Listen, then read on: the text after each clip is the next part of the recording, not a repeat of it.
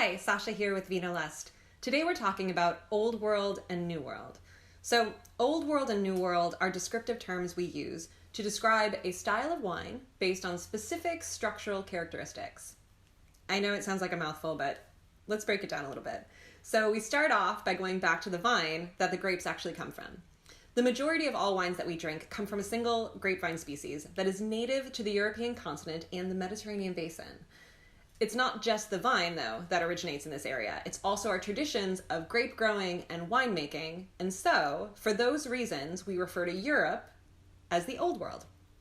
Now, fast forward a little bit to the end of the 15th century, age of exploration. At this point, European explorers are traveling to other parts of the world, and they're bringing with them the vine so that they can make wine and, of course, drink wine in the regions that they conquer. For this reason, the countries and the continents that they have brought the vine to are referred to as the New World. So that basically means everywhere except for Europe. So that covers the geography of Old World and New World. But what does that actually mean stylistically for the wines? Since wine has been produced in Europe for over 2,000 years, there are a lot of regions that have rules and regulations that winemakers have to follow in order to make wine there.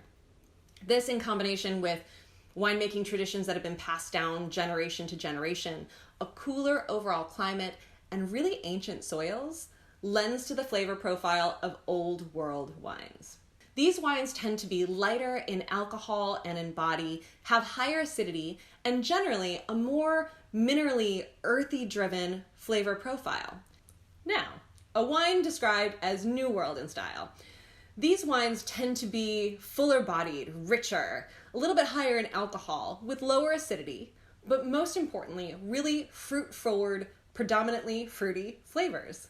So you want to think about California Cabernet, Australian Shiraz, New Zealand Sauvignon Blanc. These are all really good examples of fruit-forward New World wines.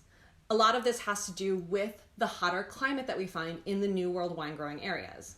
That, and plus, it's really cool in the New World, there pretty much aren't any rules or regulations, which means a winemaker has freedom to experiment. They can use whatever varietal they want, they can experiment with different vineyard plantings or winemaking techniques to create any style of wine that they want.